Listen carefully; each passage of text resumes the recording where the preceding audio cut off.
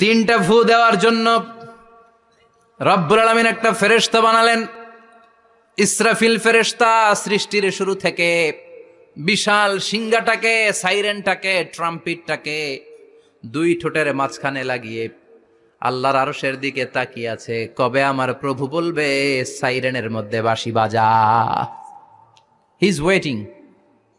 ঠিক এই মুহূর্তে যখন আমি কথা বলছি আর আপনারা শুনছেন, ঠিক এই মুহূর্তেও ওই সাইরেনটা ওনার দুই ঠোঁটের মধ্যে লাগানো, আর উনি আরশের দিকে তাকিয়ে অপেক্ষা করছে কখন আমার রব আদেশ করে, আর তখন আমি সিংহায় ফুৎকার দিয়ে গোটা বিশ্বটারে মেসাকার বানিয়ে দিব। কোন সুবহানাল্লাহ। এই ঘটনাটাই আল্লাহ প্রামাণ্য দলিল দিয়ে বর্ণনা করেছেন। আর বর্ণনা করতে যে এই সূরার নাম দিয়েছেন আল কারিয়া। কি নাম? মানে বিকট আওয়াজ, ভয়ঙ্কর আওয়াজ, বজ্রনিনাদ, মহাপ্রলয়ের সেদিন এমন আওয়াজ হবে যে আওয়াজ পৃথিবীতে কেউ কোনোদিন আমরা শুনি নাই। পৃথিবীতে কে সবচেয়ে বড় আওয়াজের কি শুনেছেন বলেন? আপনার জীবনে ঘটে যাওয়া সবচেয়ে ভয়ঙ্করতম আওয়াজ শুনেছেন আপনি কবে বলেন তো? কেউ এক দুজন বলেন আমারে। হ্যাঁ, ভয়ঙ্কর আওয়াজ রবিউল ভাই কবে শুনছেন? সিডরের সময়। হুজুরের সিডরের সময় ভয়ঙ্কর আওয়াজ শুনছে। সিডরের ভয়ঙ্কর আওয়াজ। হ্যাঁ, কিসের আওয়াজ? বজ্রপাত। বজ্রপাত, থান্ডার, ভয়ঙ্কর আওয়াজ হয়। বজ্রপাতকে আঞ্চলিক ভাষায় আপনারা কি বলেন? ঠেড়া। তো এই যে ঠেড়ার আওয়াজটা আসলেই ভয়ঙ্কর। আমি বছরের বেশিরভাগ সময় জুড়ে থাকি মালয়েশিয়াতে। মালয়েশিয়ার পাশের দেশ সিঙ্গাপুর। পৃথিবীতে যেই কয়েকটা দেশে সবচেয়ে বেশি বজ্রপাত রেকর্ড করা হয় এর মধ্যে একটা হচ্ছে সিঙ্গাপুর, আর একটা হচ্ছে ভুটান। এই দেশগুলোতে সবচেয়ে বেশি বজ্রপাত পড়ে। ভয়ঙ্করতম বজ্রপাতের আওয়াজ। আসলে এই বজ্রপাতের আওয়াজ খুব বিকট আওয়াজ। আপনি ঠিকই বলেছেন। আর আপনাদের জীবনে ঘটে যাওয়া সবচেয়ে ভয়ঙ্করতম আওয়াজ কে কোন দিন শুনেছেন বলেন? আদনান গাজী ভাই, আপনি কি শুনছেন জীবনে সবচেয়ে ভয়ঙ্কর আওয়াজ? গাড়ির চাকা যদি ব্রাস্ট হয়। তাফসির মাহফিলে যায় তো কমন পড়ে গেছে হুজুরের। তো রাতের বেলায় কিন্তু আমরা যারা ময়দানে কথা বলি, আমাদের এক জেলা থেকে আরেক জেলায় ঘুরতে হয়। ভবঘুরে জীবন আমাদের। কোরআনের বাণীকে পৌঁছে দেওয়ার দায়িত্ব আমরা নিয়েছি, বাণীবাহকের কাজ আমাদের। তো রাত্রিবেলা মাঝে মাঝে আমরা এরকম ট্রাকের টায়ার পাংচার হলে বিকট আওয়াজ হয়, রিক্সার টায়ার পাংচার হলে বিকট আওয়াজ হয়, মানুষ ভয় পেয়ে যায়। আসলেই অনেক বড় আওয়াজ। আর জীবনে কে কে আওয়াজ শুনেছেন? আওয়াজ হয় কিসে? জেনারেটর যদি ব্রাস্ট হয়, ট্রান্সমিটার যদি ব্রাস্ট হয়, আওয়াজ হয় না? আওয়াজ হয়। হ্যাঁ, হেলিকপ্টার। হ্যাঁ, হেলিকপ্টার যখন ল্যান্ড করে তখনও ভয়ঙ্করতম আওয়াজ হয়। বিমান যখন টেক অফ করে, ল্যান্ড করে, ভয়ঙ্কর আওয়াজ হয়। এরপরে লোহার মধ্যে যদি হাতুড়ি দিয়ে পিটায়, যখন তারা কাজ করে, ভয়ঙ্কর আওয়াজ হয়।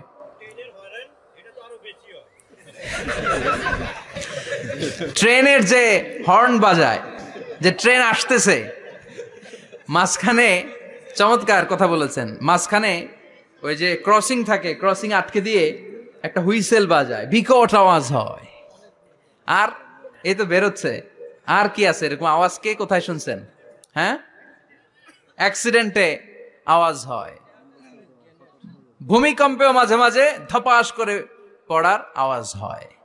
দপ্তরি যখন হাই স্কুলে ঘন্টা বাজায়, ছুটির ঘন্টা, কাছে দাঁড়ানো যায়, বিকট আওয়াজ হয়। আসলে এই পৃথিবীতে আমরা এক একজন এক এক সময় এক এক জায়গায় বিকট বিকট আওয়াজ শুনেছি। কিন্তু কিয়ামতের দিন ইসরাফিল যখন ওই সিংহার ভেতরে ফুৎকার দিবে, ওই ফুৎকারের যে আওয়াজটা হবে, এই আওয়াজটা কি এই আওয়াজগুলোর মতো? কথা বলেন। এর চেয়ে অনেক ভয়ঙ্করতম আওয়াজ, যে আওয়াজ শুনলে আপনার হৃদয় শিউরে উঠবে, কেঁপে উঠবে। এই আওয়াজটার নাম হচ্ছে আরবিতে আল কারিয়া। কি নাম? চিল্লায় বলেন কি নাম? এজন্য আল্লাহ বললেন আল কারিআতু মাল কারিআতু ওয়া মা আদরাকা মাল কারিআ। সেদিনের আওয়াজটা হলো ভয়ঙ্কর আওয়াজ। ওই আওয়াজটার নাম আমি আল্লাহ দিয়েছি আল কারিআ। আল কারিআ মাল কারিআ ওয়া মা আদরাকা মাল কারিআ। তিনবার তিনি সূরার শুরুতে তিনবার এই শব্দটা উচ্চারণ করেছেন। কয়বার? কথা বলেন। তিনবার। যে কোনো জিনিস তিনবার যখন আমরা বলি, গুরুত্ব বোঝানোর জন্য বলি, বলি না? বিশ্বনবীও মাঝে মাঝে কোনো জিনিসের ইম্পর্টেন্স সিগনিফিকেন্স, তাৎপর্য এবং গুরুত্ব বোঝানোর জন্য 3 বার বলতেন। কয়বার? একবার বিশ্বনবী তাকওয়া নিয়ে ওয়াজ করতেছিলেন আর বলছিলেন আত-তাকওয়া হা হুনা, আত-তাকওয়া হা হুনা, আত-তাকওয়া হা হুনা, ওয়া ইউশিরু ইলা সাদরিহি সালাসা মাররাত। তাকওয়া এখানে, তাকওয়া এখানে, তাকওয়া এখানে বলে বিশ্বনবী উনার হৃদয়ের দিকে, কলবের দিকে 3 বার ইঙ্গিত করেছেন। কয়বার? তাকওয়া মানে কার ভয়? আল্লাহর ভয়। আল্লাহর ভয় নিয়ে যখন ওয়াজ করছিলেন বিশ্বনবী বলছেন তাকওয়াটা এখানে, এখানে, এখানে। তেমনি মক্কাবাসীদের কাছে যখন সূরাতুল কারিয়া নাজিল হয়েছে, মক্কার কাফির মুশরিকদের দৃষ্টি আকর্ষণের জন্য আল্লাহ তাআলা এই সূরার শুরুতে আল কারিয়া শব্দটা 1 বার নয়, 2 বার নয়, 3 বার উল্লেখ করেছেন। পড়েন সুবহানাল্লাহ। আল্লাহ বললেন আল কারিআতু মাল কারিআতু ওয়া মা আদরাকা মাল কারিআহ ইয়াউমা ইয়াকুনুন নাসু কাল ফারাশিল মাবথুস ওয়া তাকুনুল জিবালু কাল ইহনিল মানফুশ। সুবহানাল্লাহ পড়েন। আল্লাহ বললেন বিকট একটা আওয়াজ হবে, 3টা আওয়াজ করার জন্য, 3টা হুইসেল বাজানোর জন্য ইসরাফিলকে আমি বানালাম। প্রথম সিঙ্গার ফুৎকার যখন ইসরাফিল ফেরেশতা হুইসেলের মধ্যে দিয়ে দিবে, তখন যেই ভয়ঙ্কর শব্দটা হবে ওই শব্দটার নাম হলো আল কারিয়া। কি নাম? আল কারিয়া। ওটা দেওয়ার সাথে সাথে পুরো পৃথিবীটা লন্ডভন্ড হয়ে যাবে। এখন আমরা যেরকম আরামসে বসে আছি, ওই সময় পৃথিবীর অবস্থা এরকম থাকবে। আল্লাহ বললেন ইয়াউমা ইয়াকুনুন নাসু কাল ফারাশিল মাবথুস ওয়া তাকুনুল জিবালু কাল ইহনিল মানফুশ। সেদিন মানুষগুলো বিক্ষিপ্ত পতঙ্গের মতো নিক্ষিপ্ত হবে, পাহাড়গুলো ভেঙে খান খান হয়ে যাবে, তুলার মতো পাহাড় ধ্বনিত হতে থাকবে, তুলার মতো। সুবহানাল্লাহ পড়ে। মানুষগুলো ছিটকে পড়বে। এই পৃথিবীর মাধ্যাকর্ষণ শক্তি থাকার কারণে আমরা ছিটকে পড়ি না। এই যে বসে আছি, সবকিছু পৃথিবীর মধ্যে লেগে আছে, এটার কারণ দ্য গ্র্যাভিটেশনাল ল, গ্র্যাভিটেশনাল পাওয়ার। এটা পৃথিবীর সবকিছু তার কেন্দ্রের দিকে টেনে রাখে। কিন্তু কিয়ামতের দিন আল্লাহ পৃথিবীটারে ধরে যখন একটা ঝাঁকুনি দিবেন, একটা কাঁপুনি দিবেন, একটা ভাইব্রেশন দিবেন, একটা আর্থকোয়েক, একটা ভূমিকম্প দিবেন, মুহূর্তের মধ্যেই পুরো পৃথিবীর সবকিছু ছিটকে পড়ে যাবে। চিল্লায় পড়েন আল্লাহু আকবার। মানুষগুলো পৃথিবীতে বসে থাকতে পারবে না, দাঁড়িয়ে থাকতে পারবে না, ডানে বায়ে সামনে পিছনে কে কোথায় ছিটকে পড়বে কোনো ইয়ত্তা থাকবে না। কাল ফারাশিল মাবথুস। মানুষগুলো বিক্ষিপ্ত পতঙ্গের মতো নিক্ষিপ্ত হবে। শীতকালে ছেলেপেলেরা গ্রামাঞ্চলে অনেক সময় র্যাকেট খেলে না, ব্যাডমিন্টন খেলে। দেখবেন ওই খেলার জন্য শীতকালে ক্ষেতের মাঝখানে বাঁশ গেড়ে দেয় আর বাঁশের মধ্যে লাইট লাগায়। এলাকায় খেলেনি? কি নাম এই গ্রামের? পাহাড়পুর। পাহাড়পুরে খেলো তোমরা? এই রাত্রিবেলা বাঁশ গেড়ে দিলে ওর মধ্যে লাইট লাগালে কোত্থেকে যেন অনেক পোকা চলে আসে, ডান দিকে একটা, বাঁ দিকে একটা, সামনে পেছনে ছিটকে ছিটকে পড়ে। কিয়ামতের সেই কঠিন দিন মানুষগুলো বিক্ষিপ্ত এরকম পতঙ্গের মতো ডানে বায়ে ছিটকে ছিটকে পড়বে। পাহাড়গুলো চূর্ণ বিচূর্ণ হয়ে যাবে, ভেঙে খান খান হয়ে যাবে। তুলাকে ধ্বনিত করলে তুলা যেমনি ধ্বনিত হয়, তুলার মাঝখানে লাঠি দিয়ে পেটালে, তুলাকে পাতলা করার জন্য, আরামদায়ক করার জন্য, মোটা বানানোর জন্য যখন লাঠি দিয়ে ধ্বনিত করা হয়, দেখবেন সামান্য তুলার ধুলিকণা, ছিটেকণা বাতাসের মধ্যে শূন্যে ভাসে। ফু মারলে আরো দূরে যায়, ফু মারলে আরো দূরে যায়। বাতাসের ঝাপটা ওইটা কোথায় যে চলে যায় কেউ জানে না। পৃথিবীর বড় বড় সাইজের পাহাড়গুলো সেদিন এই তুলার মতো, তুলা যেমনি বাতাসে ধ্বনিত হয়, পাহাড়গুলো সেদিন তুলার মতো বাতাসে ধ্বনিত হতে থাকবে। চিল্লায় এখন আল্লাহু আকবার। এই পৃথিবীর সবচেয়ে বড় পাহাড়ের নাম মাউন্ট এভারেস্ট। বিশাল বড় পাহাড়, উপরে শুধু বরফ আর বরফ। এটার বলে হিমালয়। বাংলায় কি বলে? নেপালে অবস্থিত এই হিমালয়ের পাহাড়। আমি একবার কাতার থেকে যাচ্ছি কায়রো, ওই ফ্লাইটে হিমালয়ের পাশ দিয়ে ফ্লাই করে, বিমানের সামনে স্ক্রিন থাকে, আপনি কোন জেলা কোন থানার উপর দিয়ে যাচ্ছেন ওটা শো করে। আমি দেখলাম হিমালয়ের পাশ দিয়ে ফ্লাই করছে। জানলা দিয়ে তাকিয়ে দেখি বিশাল মাউন্ট এভারেস্ট, উপরে শুধু বরফ আর বরফ। সুবহানাল্লাহ পড়েন। 29,035 ফিট উঁচু ওই পাহাড়টা সেদিন আল্লাহ যখন একটা ঝাঁকুনি দিবে, পৃথিবীটারে ভেঙে খান খান হয়ে যাবে, টুকরা টুকরা হয়ে যাবে। তুলার মতো বাতাসে ধ্বনিত হতে থাকবে। ইউরোপের সবচেয়ে বড় পাহাড়ের নাম হচ্ছে আল্পস পর্বতমালা। পুরো মাউন্টেন রেঞ্জটা ভেঙে চুরমার হয়ে যাবে, ধূলিকণা হয়ে যাবে। আমেরিকার সবচেয়ে বড় পাহাড়ের নাম আলাস্কা মাউন্টেন রেঞ্জ।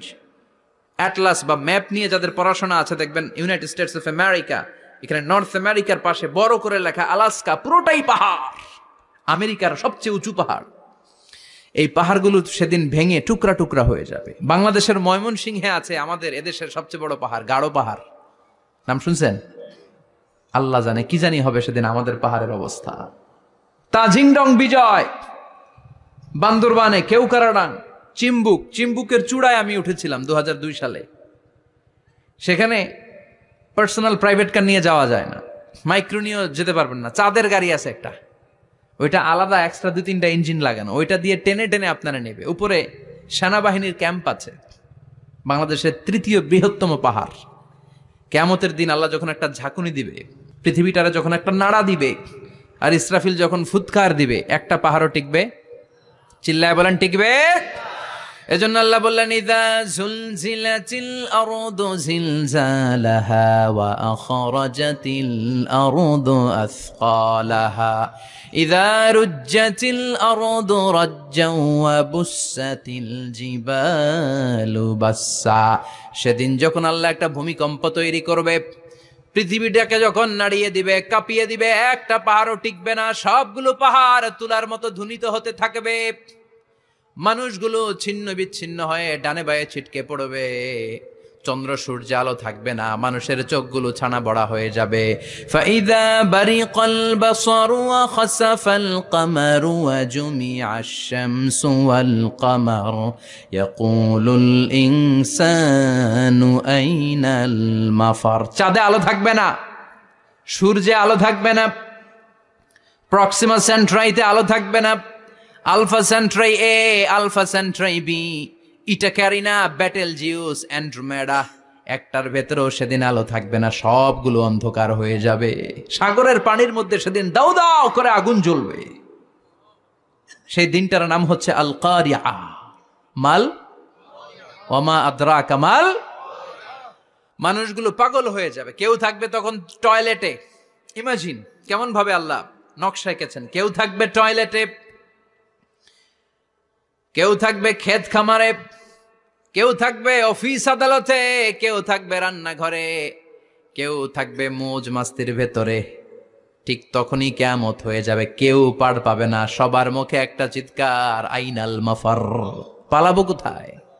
কিয়ামতটা শুধু পৃথিবীর একদিকে অনুষ্ঠিত হবে না, গোটা বিশ্বব্যাপী হবে, তাই না? নাকি বাংলাদেশে কিয়ামত শুরু হইলে সৌদিতে হবে না? হ্যাঁ, আমেরিকাতে হবে না, সুইজারল্যান্ড, ইন্দোনেশিয়া, অস্ট্রেলিয়া, গোটা বিশ্বব্যাপী একসাথে কিয়ামতের ভয়ঙ্কর দৃশ্যের অবতারণা ঘটবে। চিল্লা এখন ঠিক কিনা? মা তার ছেলেরে চিনবে না, দুধের বাচ্চাকে রেখে মা পালাবে। দুধের বাচ্চা, যে বাচ্চা দুধ খায়, ব্রেস্ট ফিডিং বেবি, এই বাচ্চারা রেখে মা কোনো দিকে যায়? ডানে বায়ে কোথাও সরতে চায় না, ব্যথানি পায়, কষ্টনি পায়। এই দুধের বাচ্চাটারে ধাক্কা মেরে মা দিবে দৌড়। তাহলে কি ভয়ঙ্কর ঘটনা সেদিন ঘটবে। 3 মাসের 4 মাসের পেটের ভেতরে অপরিপক্ক বাচ্চা, এখনো পরিপূর্ণ হয় নাই, হাত পা ভালোভাবে গজায় নাই, ছোট্ট একটা গোশতের টুকরা। হসপিটালে এরকম যতগুলো নারী থাকবে, কিয়ামতের ভীতিকর অবস্থা দেখে মুহূর্তের মধ্যে সব অপরিপক্ক বাচ্চাগুলো ডেলিভারি হয়ে যাবে। এক ধাক্কায় 3 মাসের বাচ্চাটার হাত পা গজায় নাই এখনো ঠিক মতো, এক ধাক্কায়, এক ভূকম্পনে, এক কাঁপুনির চোটে পেটের সব বাচ্চাগুলো খালাস হয়ে যাবে, ডাক্তার ছাড়া, ইনজেকশন ছাড়া। আল্লাহ বললেন সেদিনটার নাম হলো আল কারিয়া। মাল ওয়া মা আদরাকা মাল। ইয়াউমা ইয়াকুনুন নাসু কাল ফারাশিল মাবথুস, মানুষগুলো নিক্ষিপ্ত হবে। ওয়া তাকুনুল জিবালু কাল আহিনিল মানফুশ, পাহাড়গুলো তুলার মতো ধ্বনিত হতে থাকবে। এখন উপরের দিকে তাকালে কি সুন্দর নীল আকাশ দেখা যায়, সেদিনে আকাশও থাকবে না। ইয়াউমি নাতবিস সামাআ কা তায়্যি সিজিল্লিল কুতুব,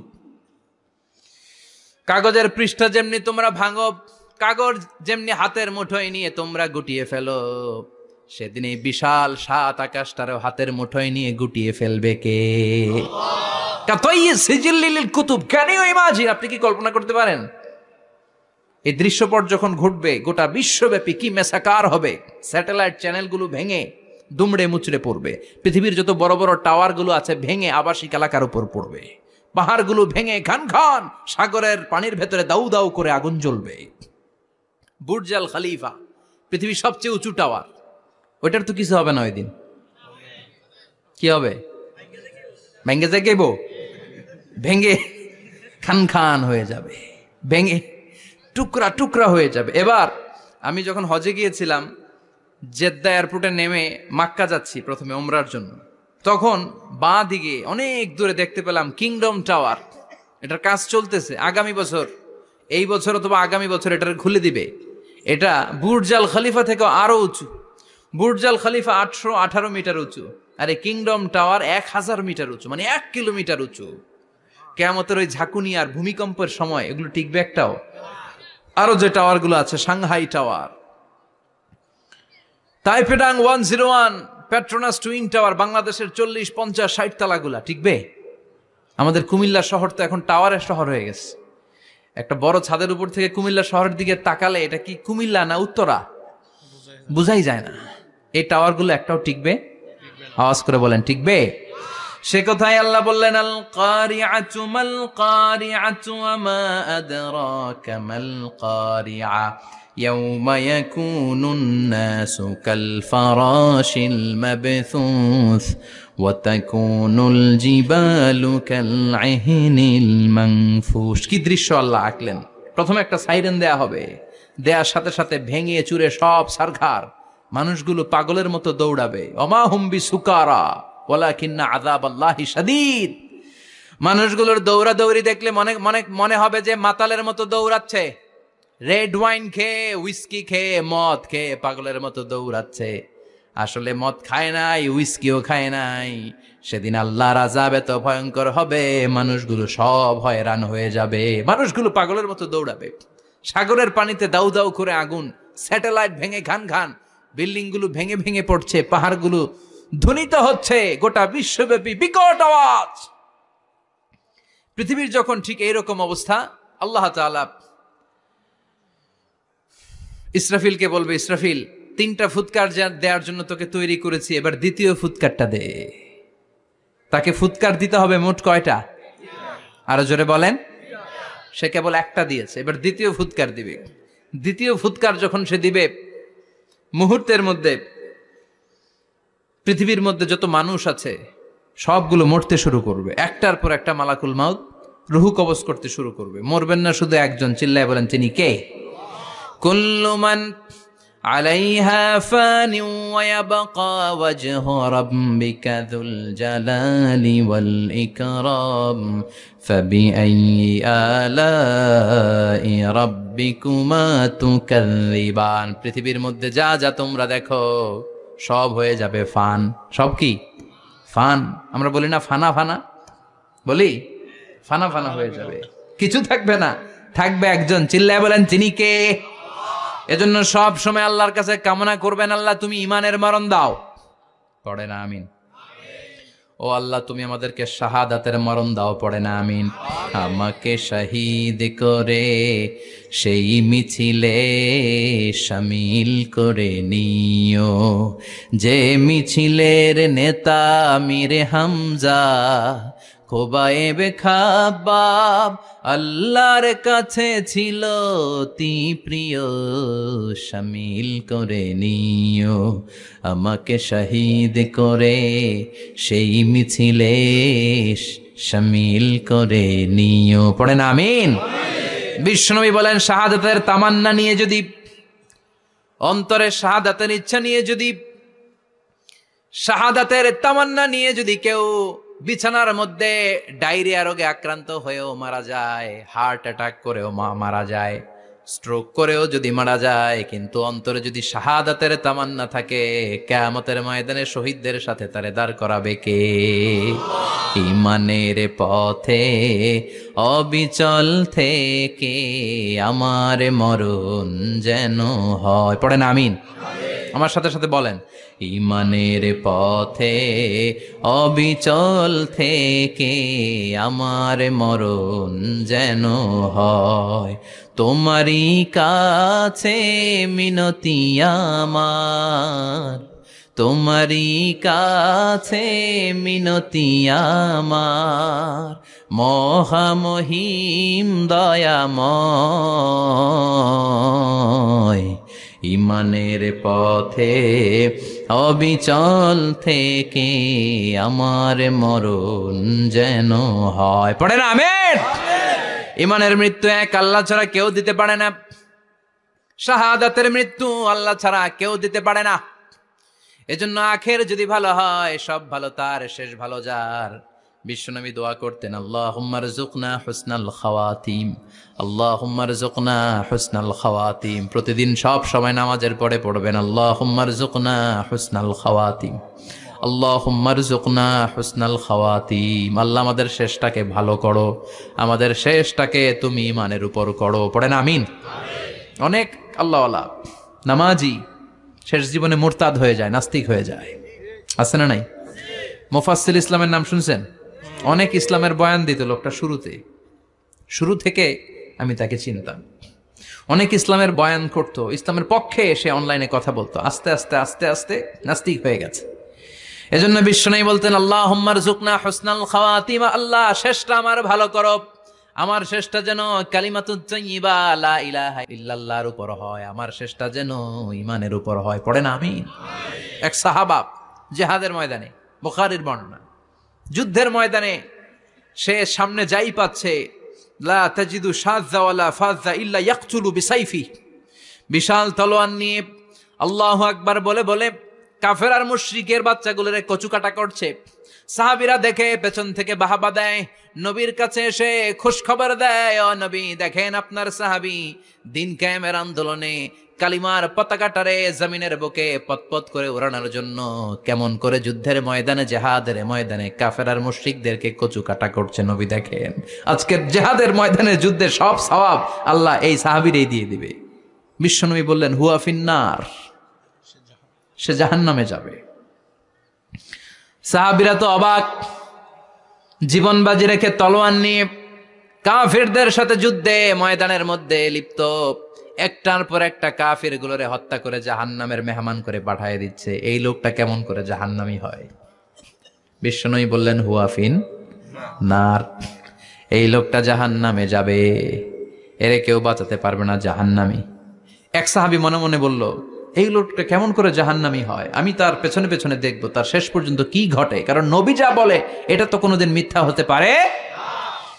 সাহাবী লুকিয়ে লুকিয়ে তার পিছু নিল, দেখলো যুদ্ধ করতে করতে জিহাদের ময়দানে শত্রুদের মাঝখানে ঘাটির ভেতরে সে মারতে মারতে চলে গিয়েছে, মারতে মারতে কাফেরদের মাঝখানে এমন জায়গায় চলে গিয়েছে চারদিক থেকে কাফেররা তাকে ঘেরাও দিয়ে ফেলেছে। এবার আর সে পারে না, দীর্ঘ সময় যুদ্ধ করতে করতে এবার ক্লান্ত শ্রান্ত, এবার নিজেও মারে আবার মাইরও খায়, মারে আবার মাইরও খায়। খেতে খেতে হঠাৎ এক কাফেরের তলোয়ারের আঘাতে তার ডান হাত নাই, এক কোপে ডান হাতটা জমিনে পড়ে গিয়েছে, ফিনকে দিয়ে রক্ত, ব্লিডিং হতে হতে, রক্তপাত হতে হতে সাহাবী নিস্তেজ, আর পারে না, আর সহ্য করতে পারে না। শাহাদাতের জন্য অল্প একটু দেরি, এই অল্প একটু দেরি সাহাবীর আর সহ্য হয় নাই।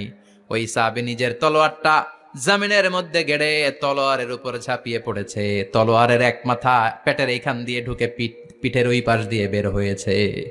যে সাহাবী পেছন থেকে ফলো করেছে সে বলে, আশহাদু আন্না মুহাম্মাদ রাসূলুল্লাহ, আল্লাহু আকবার। দৌড়ে এসে নবীর কাছে বলে, ও নবী, আপনি যে নবী, শেষ নবী, আখিরি জামানার পয়গম্বর, আপনি যে বিশ্ব নবী, কোনো সন্দেহ নাই, আমি নিজ চোখে চাক্ষুষ দেখে এসেছি আপনার ওই সাহাবা আত্মহত্যা করে দুনিয়া থেকে বিদায় হয়েছে। এজন্য শেষটা কার, শেষটা কিভাবে যায় আমরা জানি। এজন্য আল্লাহর কাছে আমরা ফরিয়াদ করি আমাদের মৃত্যু যেন ঈমানের মৃত্যু হয়। আমিন পড়েন, আর জোরে পড়েন আমিন। দ্বিতীয় ফুৎকার দেওয়ার সাথে সাথে আল্লাহ মালাকুল মাউতকে বলবে, ও মালাকুল মাউত, পৃথিবীর সব মানুষগুলোর রুহু কবজ কর। সব মানুষের রুহু কবজ হয়ে যাবে, সব জিনদের রুহু কবজ কর, সব জিনদেরও রুহু কবজ হয়ে যাবে। এবার সব ফেরেশতাদের রূহ কবজ কর, সব ফেরেশতাদের রূহ কবজ হয়ে যাবে। আল্লাহ বলবেন আখবিরনি মাইয়াবকা, আর কে কে বেঁচে আছে বল। মালাকুল মত বলবে আল্লাহ মানুষগুলো সব শেষ, জিনগুলো শেষ, ফেরেশতাগুলো শেষ, শুধুমাত্র 4 জন বড় বড় ফেরেশতা এখনো মারা নাই। আল্লাহ বলবে যা জিব্রাইল, মিকাইল, ইসরাফিল, যে ইসরাফিলের ফুৎকারে কিয়ামত হয়েছে ওই ইসরাফিলকেও শেষ করে ফেল। জিব্রাইল, ইসরাফিল, মিকাইল সব শেষ, এবার মহাবিশ্বে কেউ নাই। আল্লাহ বলবেন আখবিরনি মাইয়াবকা, ও মালাকুল মাউত আর কে আছে? কয় কেউ নাই, সব শেষ। কেউ আছে? কেউ নাই, সব শেষ, আছে শুধু আল্লাহ আর মালাকুল মাউত, ঠিক কি না? আল্লাহ বলবে আখবিরনি মাইয়াবকা, ও মালাকুল মাউত আমারে বল কে আছে? কয় আমি আছি। কয় তুই মর। আমি আছি, আমি। আল্লাহ বলবে তাহলে এবার তুই মর। তুই মর শোনার সাথে সাথে মালাকুল মাউতের কাঁপুনি ছুটে যাবে, খিচুনি ছুটে যাবে, ভয় ভয়ে খিচুনি ছুটে যাবে, কারণ মৃত্যুটা তো সে দেখেছে। 2টা সিস্টেমে মালাকুল মাউত রূহ কবজ করে। আপনারা যারা আল্লাহওয়ালা, আপনাদের মাথার সামনে এসে একটা যুবক, সুশ্রী, যত সুন্দর হতে পারে একজন মানুষ, এরকম একজন মানুষের চেহারায় আসবে আপনাদের কাছে, এসে সুগন্ধি পারফিউম মাখা সাদা ধবধবে কাপড় পরে এসে আপনার শিওরে বসবে, এসে খুবই বিনয়ের সাথে ভদ্রতার সাথে বলবে ইয়া আইয়াতুহান নাফসুল মুতমাইন্না, ইয়া আইয়াতুহান নাফসুল মুতমাইন্না, ইয়া আইয়াতুহান নাফসুত তাইয়্যিবা, হে পবিত্র আত্মা বেরোয় আয়। বলার সাথে সাথে আপনার রুহটা স্মুথলি বেরোয় যাবে। ইয়াতি বিহানুত মিন হানুতিল জান্নাহ, কাফান মিন আকফানিল জান্নাহ, জান্নাতের হানুতে করে কাফনের মধ্যে পেঁচিয়ে আপনার রুহটারে মালাকুল মাউত ইল্লিনে নিয়ে যাবে। আল্লাহ আমাদের সবার নসিবে এই ঘটনা তুমি জারি করে দিও, আমিন। আর যারা ইসলাম মানে নাই, কোরআন মানে নাই, বিশ্বনবীরা মানে নাই, তাদের সামনে কুৎসিত আকৃতির একটা ভয়ঙ্কর চেহারা নিয়ে আসবে। বি আকবাহি মা ইয়াকুন, হাদিসে এসেছে যত খারাপ হতে পারে একজন মানুষের চেহারা, যত দুর্গন্ধযুক্ত হতে পারে একজন মানুষের দেহ, বিদঘুটে ভয়ঙ্কর রাক্ষসে এক চেহারা নিয়ে আসবে। মুমিনের সামনে এসে যেমনি ভদ্রভাবে বসে যায়, সে এরকম আসবে না, সে ত্রাস সৃষ্টি করবে। ডাকাত যখন আপনার অ্যাটাক করে এমন ত্রাস সৃষ্টি করবে, কোপ মেরে আঘাত করে আপনি ভয়ে সব দিয়ে দিবেন। ওনারা দেখলে আপনার পিলে চমকে যাবে। ভয়ঙ্কর দুর্গন্ধযুক্ত কালো একটা ড্রেস পরে আপনার সামনে এসে এমন ত্রাস সৃষ্টি করে বসবে, ওইটা দেখলে অবস্থা খারাপ। চিৎকার দিয়ে ধমকাবে আর বলবে ইয়া আইয়াতুহান নাফসুল খাবিসা, হে পাপাত্তা বেরোয় আয় ইলা গাদাবিল্লাহ, আল্লাহর ক্ষোভ, আল্লাহর রাগের দিকে তুই বের হয়ে আয়। মুমিনের আত্মাটা যেমনি স্মুথলি বের হয়ে এসেছে, কাফেরের আত্মাটা বলার সাথে সাথে বেরোতে চাইবে না। আত্মাটা একবার ডানে দৌড়, একবার বায়ে দৌড়, একবার সামনে দৌড়, আর একবার পিছনে দৌড়। এবার মালাকুল মাউত আরো হিংস্র হয়ে যাবে, পা থেকে টান মেরে সারা দেহ থেকে খিচুনি দিয়ে পুরো দেহটারে চাপতে চাপতে জীবিত একটা ছাগলের চামড়া জীবিত অবস্থায় তার দেহ থেকে উল্টো দিকে টেনে টেনে বের করলে যেমন কষ্ট হয়, একজন কাফেরের রুহু দেহ থেকে টেনে হিচড়ে মালাকুল মাউত বের করে ফেলবে। এজন্য আল্লাহর কাছে আমরা চাই ঈমানের পথে অবিচল থেকে আমার মরণ যেন হয়। প্রতিদিন পড়বেন এটা দোয়া, ঈমানের পথে থেকে যেন আমাদের মৃত্যু হয়। পড়েন আমিন। মালাকুল মাউত এই দৃশ্যগুলো নিজেই ঘটিয়েছে, তার জানা আছে মৃত্যুর কত কষ্ট। আল্লাহ বলবেন মর, বলার সাথে সাথে কাঁপুনি ছুটে যাবে। আল্লাহ বলবেন কেঁপে লাভ নাই, মর, মরতে হবেই, কারণ কুল্লু নাফসিং, everyone has to take the test of death. সবাইকে মৃত্যু নিতে হবে, গ্রহণ করতে হবে স্বাদ। The most certain thing in our life is death, but the most uncertain thing in our life is the time of death. আমাদের জীবনের সবচাইতে সুনিশ্চিত বিষয় হচ্ছে যে আমরা মরবো, এটা আমরা সবাই জানি না, কিন্তু সবচাইতে অনিশ্চিত বিষয় হচ্ছে যে আমরা কখন মরবো, এটা আমরা কেউ জানি না। জানি মালাকুল মাউত কাঁপতে থাকবে। আল্লাহ বলবেন জান্নাত এবং জাহান্নামের মাঝ বরাবর একটা জায়গা আছে, আল আরাফ, ওইখানে দাঁড়া। ওইখানে দাঁড়িয়ে মালাকুল মাউত বিকট একটা চিৎকার দিয়ে সারা পৃথিবীর মানুষগুলো, ফেরেশতাগুলো যেমনি দুনিয়া থেকে বিদায় হয়েছে, মালাকুল মাউত তখন বিদায় হয়ে যাবে। সেদিন বিকট একটা চিৎকার মেরে তিনি বিদায় হবেন। বিশ্বনবী বলেন মালাকুল মাউতের মরণের সময় সেই চিৎকারটা ওই দিন এত ভয়ঙ্কর হবে, দুনিয়াতে যদি তখন মানুষ থাকতো কিয়ামত ঘটানোর জন্য আলাদা করে ইসরাফিলের সিংগায় ফুৎকার দেওয়ার আর দরকার হতো না। মালাকুল মাউতের মরণের কষ্টের ওই চিৎকারের আওয়াজ শুনলে মানুষগুলো সব কানের পর্দা ফেটে জমিনের মধ্যে তখনই লাশ হয়ে পড়ে যেত। মালাকুল মাউত এখন আর নাই, ডানে বায়ে সামনে পেছনে কেউ নাই, একজন ছাড়া তিনি কে? আল্লাহ তখন বলবেন, ইয়া আরদু আইনা নাহারুকে, পৃথিবী তোর নদীগুলো কই, বিল্ডিং গুলো কই, রাজা বাদশা গুলো কই, পৃথিবীর নাজ নেয়ামত কই, ভোগের দুনিয়া আজকে কোথায়, অহংকার দাপট আর ক্ষমতার বড়াই আজকে কোথায়? লিমানিল মুলকুল ইয়াউম, who belongs the kingdom today, আজকে ক্ষমতা কার? চিল্লায় বলেন তো, সেদিন ক্ষমতা হবে কার? লিমানিল মুলকুল ইয়াউমা লিল্লাহিল ওয়াহিদিল কাহ্হার, ক্ষমতা সেদিন কারো নয়, ক্ষমতার মালিক একজন, তিনি কে? সব ক্ষমতার মালিক আল্লাহ, কেউ নাই, সব মরে গেছে। এভাবে যে কত হাজার কোটি বছর আল্লাহ একা থাকবেন এটা আল্লাহ জানেন, আমরা কেউ জানি? ইসরাফিলকে আল্লাহ বানিয়েছিলেন সিংহায় 3টা ফুৎকার দেওয়ার জন্য, চিৎকার করে বলতে হবে কয়টা? দিছে কয়টা? বাকি আছে কয়টা? এবার রব্বুল আলামিন ইসরাফিলকে জীবিত করবেন, জীবিত করে বলবেন তাড়াতাড়ি 3য় ফুৎকার দিয়ে তোর ডিউটি শেষ কর। সুবহানাল্লাহ পড়েন। ইসরাফিল এবার 3য় ফুৎকার দিবে। 3য় ফুৎকার দেওয়ার সাথে সাথেই পৃথিবীর বিভিন্ন প্রান্ত থেকে, মহাবিশ্বের বিভিন্ন প্রান্ত থেকে মানুষের জিনগুলো দাঁড়াতে শুরু করবে। বিমান দুর্ঘটনায় যারা মারা গিয়েছে, ছাই হয়েছে, ছাই থেকে উঠে দাঁড়াবে। তিমি মাছের খাবার হয়ে সাগরের মধ্যে মিশে গিয়েছিল, সাগর থেকে দাঁড়াতে শুরু করবে। পাহাড়ের মধ্যে যারা মারা গিয়েছে, পাহাড় থেকে উঠবে। হিন্দুদের শ্মশানের মধ্যে যেখানে লাশ পোড়ানো হতো, ওখান থেকে দাঁড়াবে।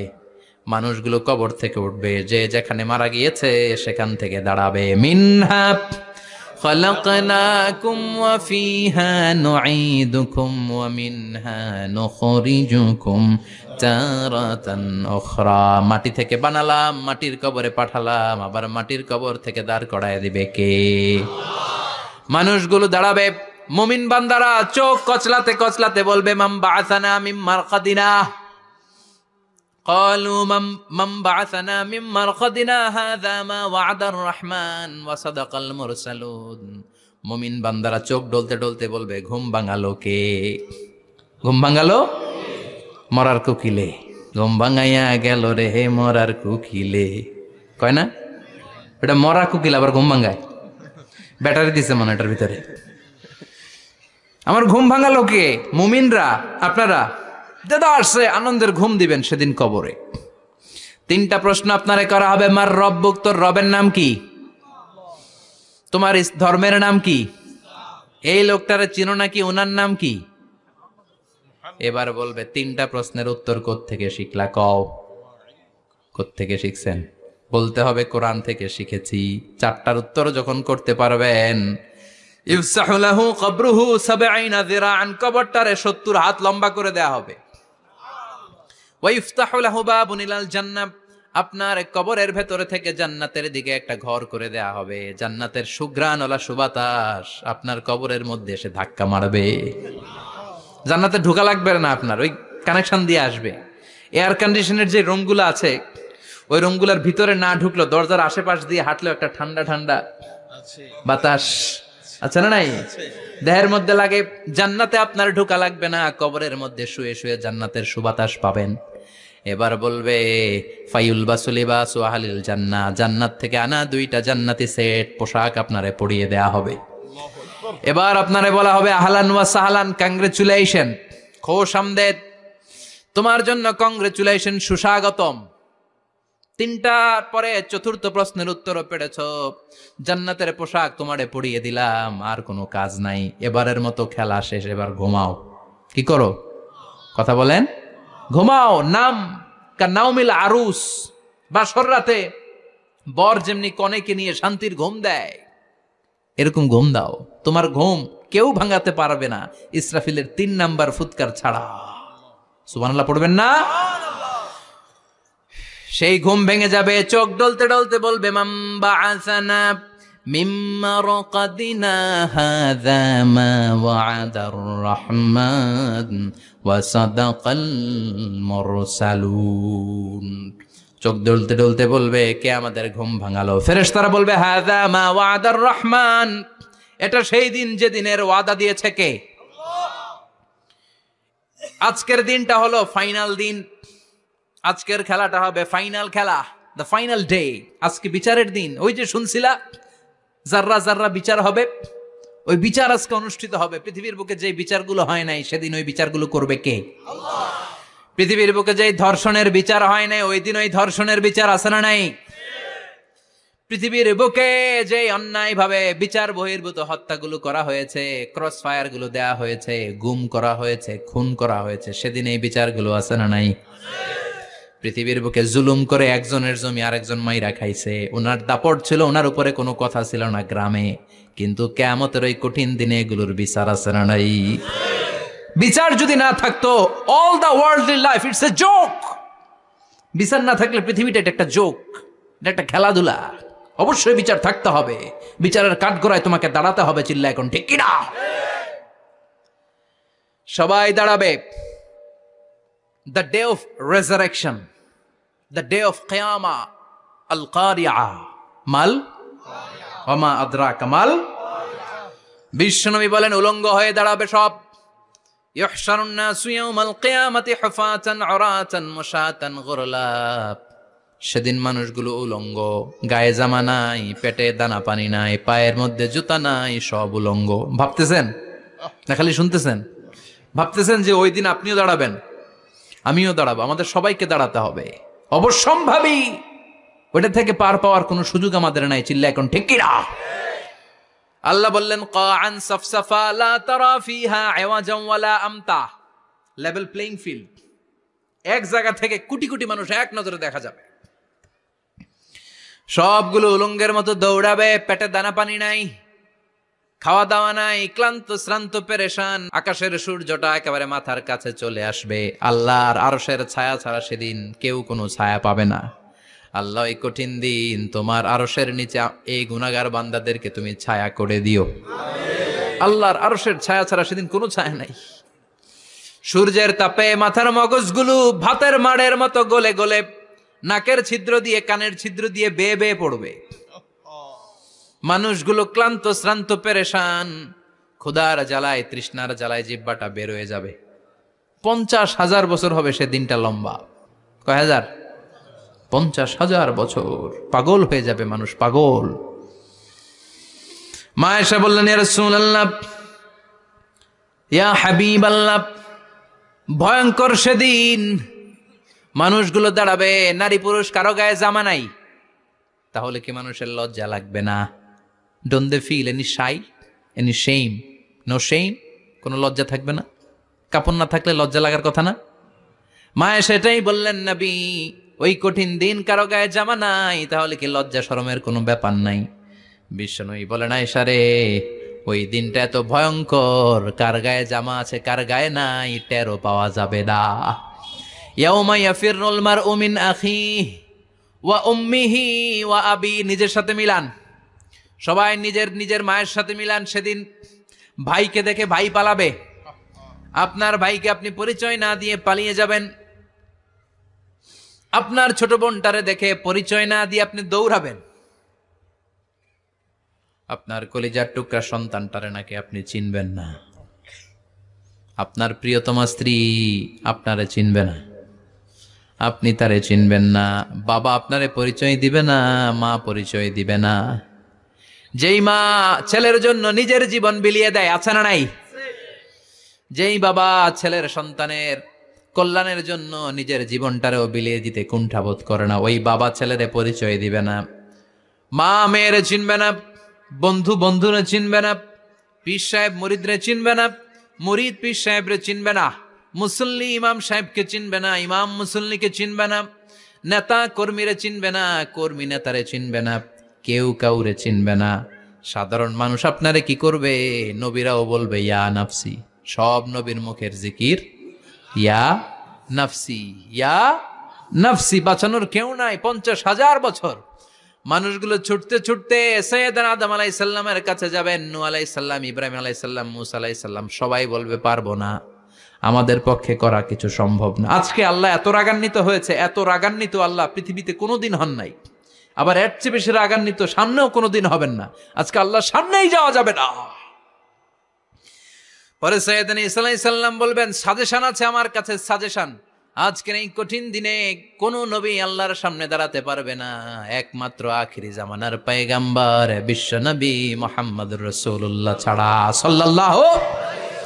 বিশ্ব নবী মাকামে মাহমুদে তখন সেজদায় পড়ে থাকবেন, কাঁদতে থাকবেন। সবার জিকির ইয়া নফসি, বিশ্ব নবীর জিকির ইয়া উম্মতি। আল্লাহু আকবার।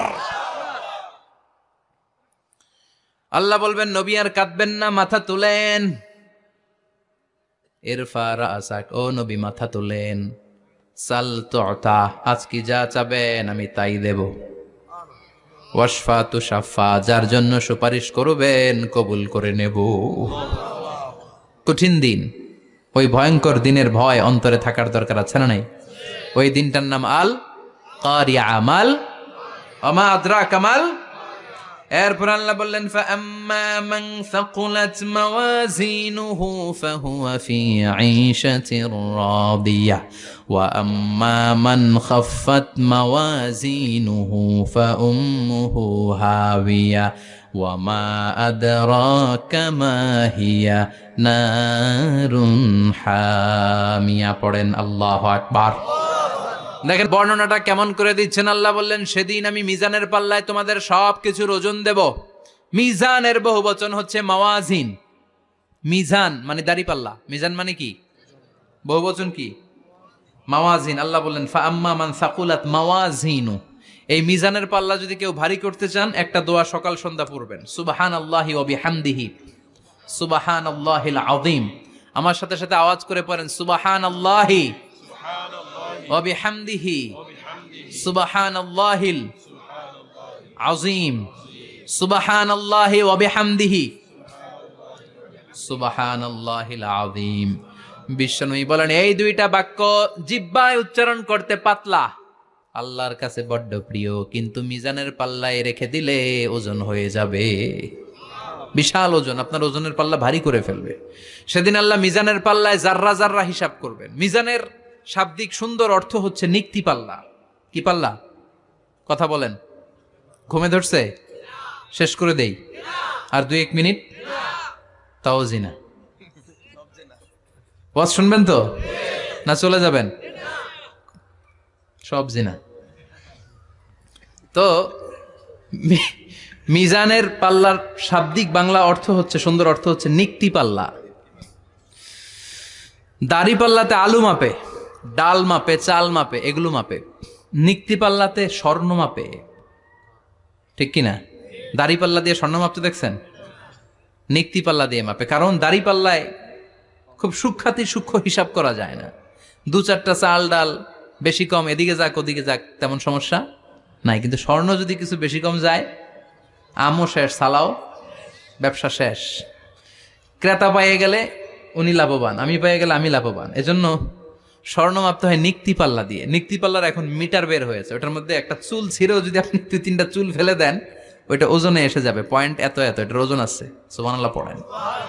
আল্লাহ এরকম নিক্তি পাল্লা সেদিন দাঁড় করাবে, যে নিক্তি পাল্লার ভেতরে আল্লাহ জাররা জাররা হিসাব করবে। ফামাইয়া আমাল মিসকালা জাররাতিন খাইরান ইয়ারা। জাররার উদাহরণ আমি এরকম দেই, শীতের দিন সকালবেলায় যাদের টিনের ঘর আছে, দেখবেন টিনের ঘরে উপরে ছিদ্র আছে, ওই ছিদ্র দিয়ে সূর্যের আলো ঘরে ঢুকে। ঘরে ঢুকলেই দেখবেন ঘরের কোথাও আলো নাই, কিন্তু এই টিনের ছিদ্র দিয়ে সূর্যের চিকন একটা আলো ঘরে ঢুকেছে।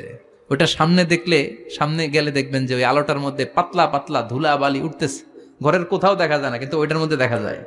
দেখা যায় না? ওইটারে আরবিতে বলে জাররা। ওই জাররা পরিমাণ পাপ করেছেন সেটাও দেখবেন, জাররা পরিমাণ ভালো করেছেন সেটারও প্রতিদান সেদিন দিবে কে? যাদের মিজানের পাল্লা ভারী হয়ে যাবে, ফাহুয়া ফি আইশাতির রাদিয়া, সে আরামে থাকবে, সুখে থাকবে। তাকে সামনের দিক থেকে এনে এই ডান হাতে আমলনামা দেয়া হবে। ফাআম্মা মান উতিয়া কিতাবাহু বিয়ামিনিহি ফাসাউফা ইউহাসাবু হিসাবান ইয়াসীরা। সেদিন যাদেরকে ডান হাতে আমলনামা দেয়া হবে, তাদের আমলনামা সহজ হয়ে যাবে। আল্লাহ, এই কঠিন বিপদের দিন, যেদিন আমার বাবা আমারে চিনবে না, আমার মা আমারে চিনবে না, সূর্য আমার মাথার উপর, তুমি ছাড়া আমার কেউ নাই, ওই কঠিন দিনে আমারে তুমি ডান হাতে আমলনামা দিও। চিল্লায় পড়েন আমিন। রোজ হাসরে হে আল্লাহ আমার করোনা বিচার আল্লাহ, করোনা বিচার। বিচার চান? প্রতিদিন দোয়াতে বলবেন, আল্লাহ তুমি আমার বিচার করো না, বিচার ছাড়া তুমি আমারে মাফ করে দিও। বিচার করলে আমরা পার পাওয়ার কোনো সুযোগ নাই। বিশ্বনবী বললেন, মান নুকিশা উযিবা, বিচার যারা আল্লাহ করবেন সেদিন বাঁচার কোনো সুযোগ তার জন্য থাকবে না। শুধু দয়া করে মায়া করে মাফ করে দিলে তাকে আটকানোরও কেউ থাকবে। রোজ হাসরে হে আল্লাহ আমার, পড়েন, করোনা বিচার আল্লাহ, করোনা বিচার, বিচার চাহি না তব দয়া চাহে হে গুনাহগার আল্লাহ, করোনা বিচার। পড়েন আমিন। ডান হাতে আমলনামা দেয়া হবে যার মিজানের পাল্লা ভারী হবে।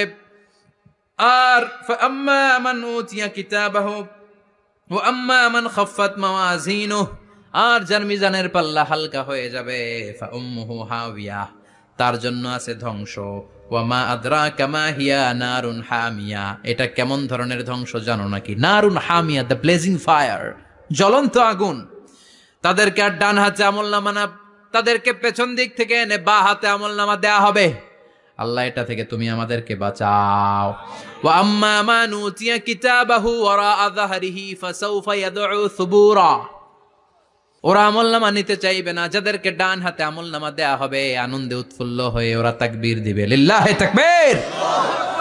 আর যাদেরকে বা হাতে দেয়া হবে কয় লাগবে না, কি বলবে? লাগবে না, আমলনামার দরকার নাই। আল্লাহ বলেন লাগবে, আমলনামা নাও, নিজের আমলনামা নিজেই পড়ে নাম্বারিং করো। ইকরা, পড়ো। পড়া ছাড়া কোনো গতি নেই। কোরআনও শুরু করছে পড়ো, আর আখিরাতের আমলনামা শুরু করছে কি দিয়া? কি দিয়ে?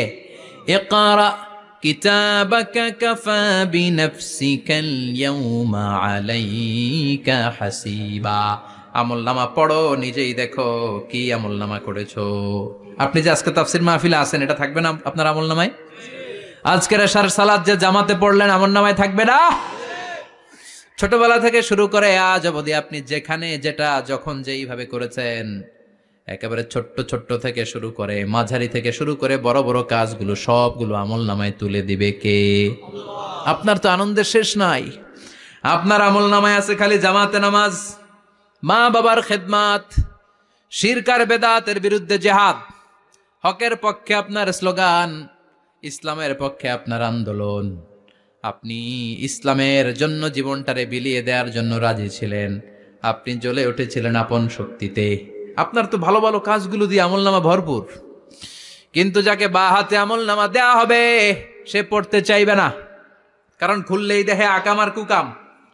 পৃষ্ঠা একটার পরে একটা উল্টায় খালি আকাম কুকাম, দুর্নীতি, চোরা কারবারি, ফ্যান্সি ডিলের ব্যবসা, মা বাবারে অন্যায়ভাবে অত্যাচার, এলাকার মধ্যে ত্রাস সৃষ্টি, এরকম ডাকাইত আছে না নাই?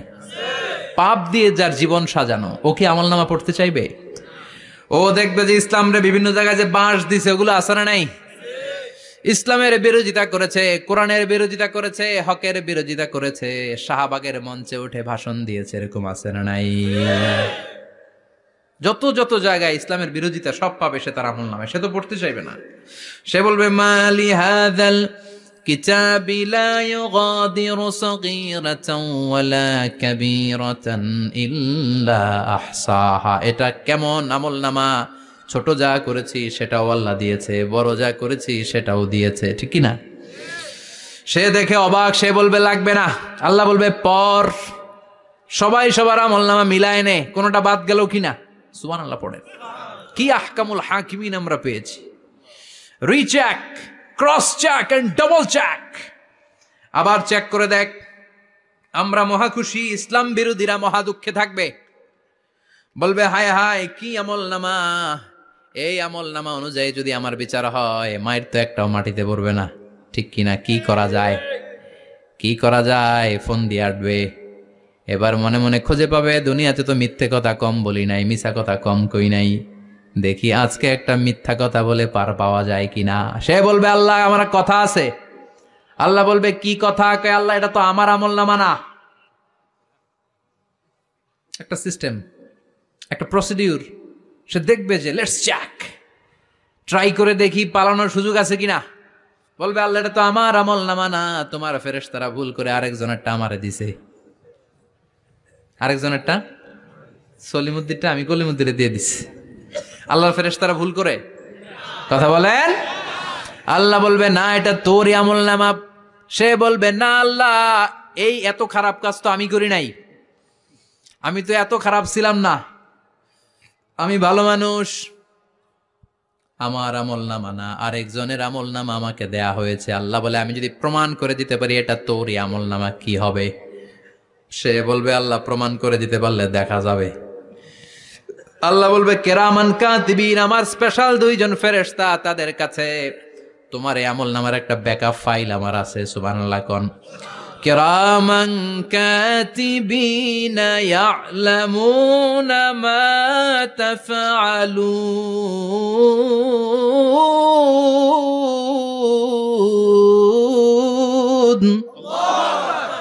কেরামান কাতিবিন, সম্মানিত দুই ফেরেশতা, ইয়ালামুনা মা তাফআলুন, দুনিয়ার বুকে যেখানেই তুমি যা করেছো সব তারা জানে, লিখে রেখেছে। ওইখানকার ব্যাকআপ ফাইল থেকে আরেকটা আমল নামা এনে দুইটা আমল নামা দেয়া হবে, মিলিয়ে দেখ দুইটাই তোর কিনা। এবার মিলিয়ে দেখবে প্রতিটা শব্দে শব্দে, বাক্যে বাক্যে, অক্ষরে অক্ষরে মিলে যাবে। সুবহানাল্লাহ পড়েন। উনি তো আহকামুল হাকিমিন, উনি প্রমাণ করার সব বন্দোবস্ত করেই রেখেছেন। চিল্লা এখন ঠিক কিনা?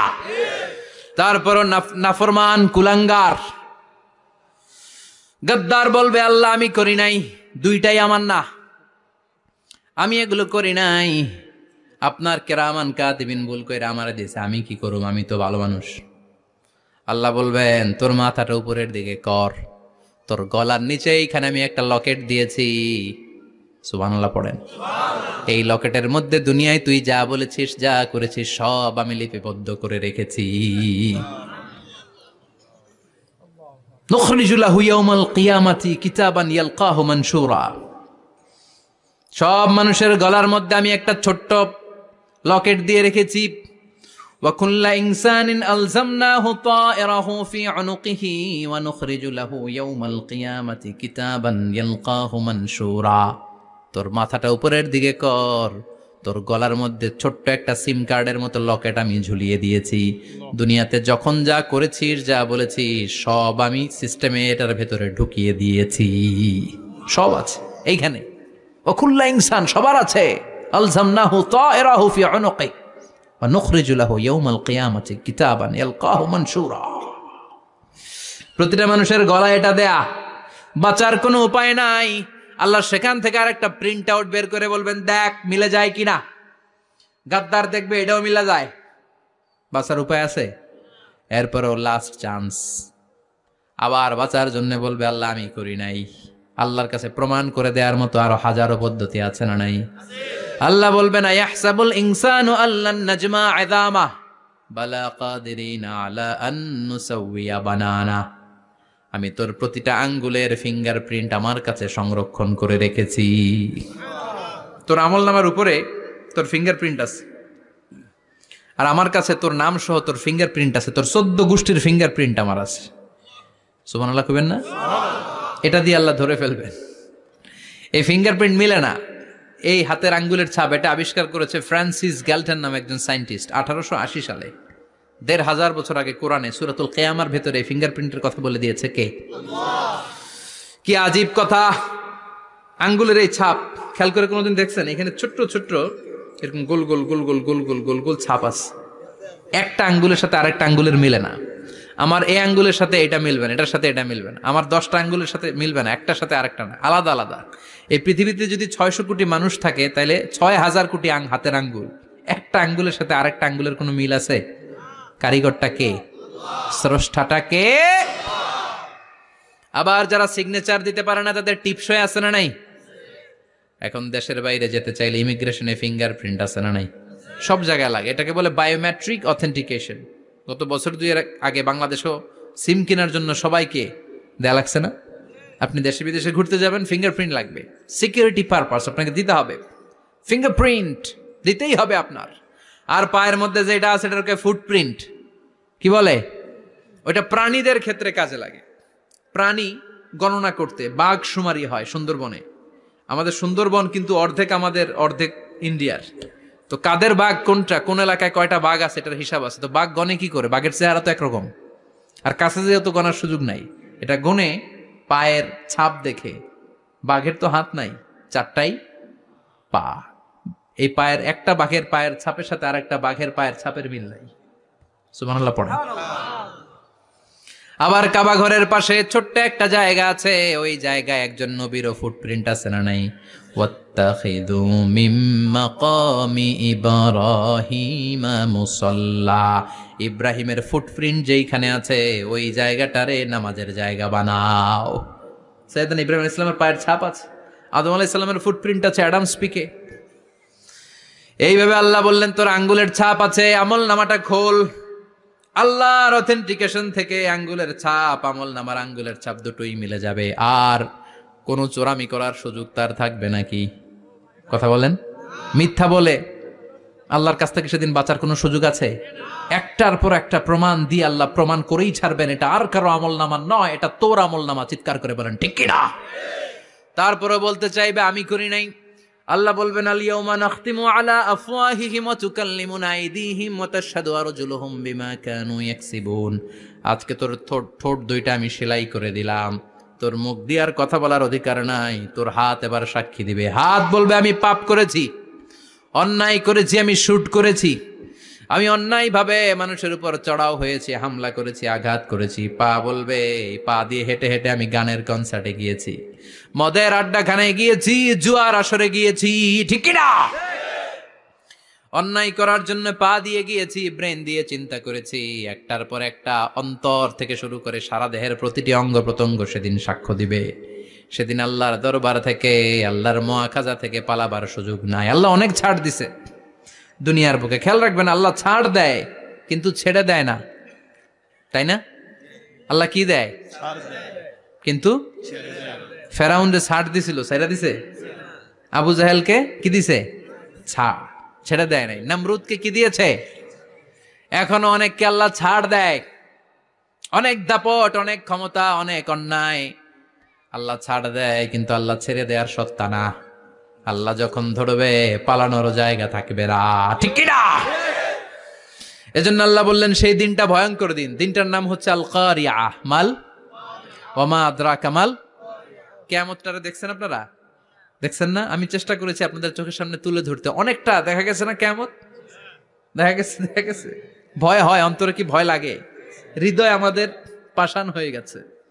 এই পার্থিব জীবন, বিত্ত, বৈভব, এগুলোতে আমাদের অন্তর এখন শক্ত।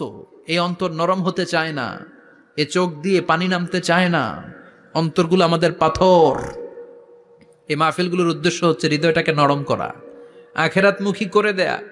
আমাদের আধ্যাত্মিকতা, দিনদারি, ইখলাস is going down day after day, প্রতিদিন কমছে। আর আমাদের লোভ, ইগো, অহংকার, দুনিয়ার লোভ, লালসা দিন দিন বেড়ে যাচ্ছে। এই তাফসির মাহফিলগুলোর উদ্দেশ্য এই তাফসিরের মধ্য দিয়ে মানুষগুলোরে আল্লাহওয়ালা বানানো, ঠিক কিনা? এই যে দুনিয়া যেটার জন্য এত পাগল, এটা আসলে একটা মরিচিকা, এটা একটা ধোঁকা, একটা ধূম্রজাল। এই ধূম্রজালের ভেতরে আমরা পড়ে আছি, চলে যেতে হবে। থাকতে পারবো? কথা কন। একদিন মাটির ভেতরে হবে ঘরে মন আমার, কেন বন্ধ দালান ঘর, প্রাণ পাখি উড়ে যাবে পিঞ্জর ছেড়ে, ধরা ধামে সবই রবে তুমি যাবে চলে, বন্ধু বান্ধব যত, মাতা পিতা দ্বারা সুত, সবই হবে তোমার পরে মন আমার, কেন বন্ধ দালান ঘর। একদিন মাটির ভেতরে হবে ঘরে মন আমার, কেন বন্ধ দালান ঘর। ওই মাটির ঘরের সামান তৈরির দরকার আছে না নাই? কবরের ভয়ে আমরা কি পারি না একটু মসজিদের ভেতরে যেতে? মশার ভয়ে আমরা মশারির ভেতরে ঢুকি, এরকম আছে না নাই? কিন্তু জাহান্নামের আগুনের ভয়ে মসজিদে ঢুকতে চায় না, এরকম ডাকাইত আছে না নাই? মসজিদমুখী হতে হবে। প্রথম যে হিসাবটা আল্লাহ কিয়ামতের দিন নিবে ওইটা সালাত। সেটা কি? সালাত কায়েম করো, সালাত কায়েম করো, হবে সম্মানিত তুমি। আপনারা সম্মানিত বানাবে কে? আমরা সম্মানিত হতে চাই না? হবে সম্মানী তুমি, হবে জান্নাতি তুমি। সালাত তোমার অঙ্গে মাখো, সঙ্গে রাখো, তবেই তো মুমিন। রব্বি আলা আলা, রব্বি আলা আজিম। সুবহানাল্লাহ পড়ে। আজকের এই মাহফিল থেকে কি আমরা এই ওয়াদা করতে পারি না যে আমরা আর কোনোদিন সালাত ছাড়বো না? যেহেতু সালাত পড়লে আমি সম্মানিত হব, এই সালাতের হিসাব প্রথম হিসাব। রাজি আছেন? হাত তুলে আল্লাহরে দেখান, আওয়াজ তুলে আল্লাহর একটা ডাক দেন, বলেন আল্লাহ। আর জোরে ইয়া আল্লাহ। হাত তুলে ওয়াদা করলাম জীবনে কোনোদিন নামাজ ছাড়ব না। 5 ওয়াক্ত সালাত জামাতের সাথে আদায় করার চেষ্টা করব। তুমি তৌফিক দাও, ঈমানি মৃত্যু দাও, শহীদি মরণ দাও। আমিন। আর জোরে পড়েন আমিন। যতগুলো কথা বলেছি কোরআন সুন্নাহর আলোকে বলেছি। এই সবগুলো কথা আল্লাহ যেন প্রথমে আমাকে আমলের তৌফিক দান করে, পাশাপাশি আপনাদেরও আমলের তৌফিক দান করে। আমরা পড়ি আমিন।